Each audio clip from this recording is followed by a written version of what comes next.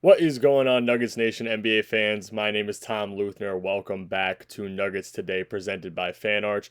We have some things to talk about, and let's start off with the fact that Bouye hit an insane game winner, and I know EJ Liddell almost had his go ahead, or he had his go ahead, and Bouye just came back and fully took over that last play. So good for the Bucks. I'm not too upset about a summer league outcome. Realistically, I'm more worried about how players played in the summer league, and covering who will get one of Denver's last two ways, if there's potential between Hunter Tyson and Deron Holmes, and that's what we're going to get into today. So the first thing I actually want to talk about is EJ Liddell. He looked amazing. Now, I know Liddell was a former NBA player. He's been playing in the NBA for a couple of years. I believe they said this was his fourth year in the summer league. All his other years in the summer league, I think they said, were on the Pelicans. And he's been sort of riddled with injuries, which sort of derailed his career. But he is a freak athlete. And there were certain things I saw from him that I genuinely did like. The first thing I saw was the fact that he wasn't scared to put the ball on the floor. Now, that's something I'm going to get into in a little while. But he looked like he was confident, which I understand why he would be. He's an NBA player. Now, you compare him to the other guards in the game. I know Beekman actually played pretty well in the second half, but he didn't look good in the first half, and EJ Liddell sort of took over that point guard role there. With Tamar Bates and Curtis Jones getting their minutes, Liddell just looked like a freak athlete. The other thing I liked that he showed was the fact that his change of pace is amazing. Now, he was dribbling slow brain up the court and would just blow by everybody. This, like I said, his athleticism was there. He is a freak athlete. Now, if I were to choose somebody right now that I would give a two-way contract to after the first game of summer league, it would 100% be EJ Liddell. Now, I know I'm not overreacting, and I'm not going to sit here and flip out that Denver lost or that people deserve things or people played bad, because yeah, there's going to be some of that in the summer league. And you look at what Cooper Flag did today, and he shot 5 for 21. So what are you going to say, that he doesn't deserve a contract? I'm saying after the first game of Summer League, if you were to ask me who would get a two-way contract, it would be EJ Liddell, because one, he has the NBA experience, and two, I think he deserved it more than anybody. Now, the second topic I want to get into is somebody we've been covering for a little while, and that is a current Denver Nugget, Hunter Tyson. Now, Hunter Tyson dominated in the first half. This is another year of him dominating in the summer league. But at the end of the game, in the second half, he sort of looked like he didn't know what to do on the court. He couldn't hit a shot, was missing free throws. So it makes me a little nervous. Now, I was talking to the community, getting people's opinions, and some people are overreacting to the point of saying that Denver should release Hunter Tyson and not look to bring him back. Now, am I on board for that? I don't know. I think it depends on who you were to bring in if you were to get rid of him. But like I said, he looked great. Now, at halftime, he had 11 of Denver's 37 points, and it looked promising for him. But as an NBA player, somebody who's on contract for the actual NBA organization, you can't struggle like that in those kinds of moments. You expect those kinds of players to come out and dominate the summer league. Now, somebody we did see dominate, Deron Holmes. I'm going to get to that in a second. But like I said, you can't come out and not be able to close out a game if you're a real NBA player going against guys who are trying to fight for contracts and expect to make the roster with, flowers in the air next year.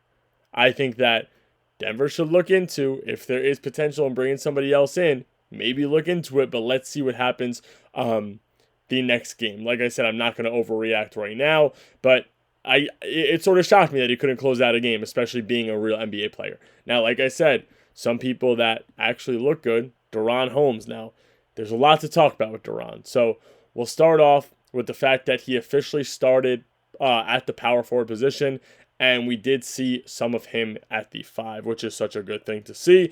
The fact that he is a little versatile. Now, it was a little interesting to me.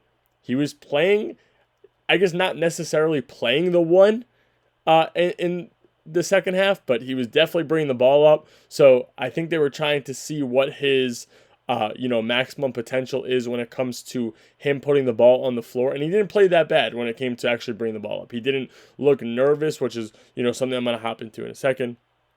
But the hustle on the defensive end was something that I did like. He was playing very physical, maybe a little more physical than people would like to see. But I don't know. I sort of like it. I don't think that there's much physicality in Denver. Even bigger body guys like Aaron Gordon maybe lack the physicality in some games. I know that Jokic is obviously pretty physical, but I sort of like seeing the physicality from DeRon Holmes. He did gain a lot of muscle. He looks a lot bigger. The one thing that I thought was going to happen was that his jump shot would be a little slow, but he actually came out firing. He has a very, very quick release, which is something that I love to see out of somebody who's going to be playing on the wing, especially this year, and is a power forward. He would let it fly, and his stroke was extremely quick. At first, like I said, I was going to hop into another topic of him dribbling.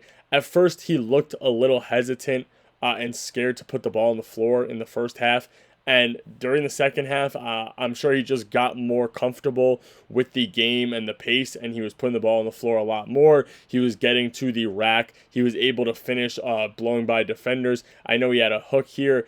I think the thing that I look for the most for him the next couple games is just being smarter when it comes to his fouls.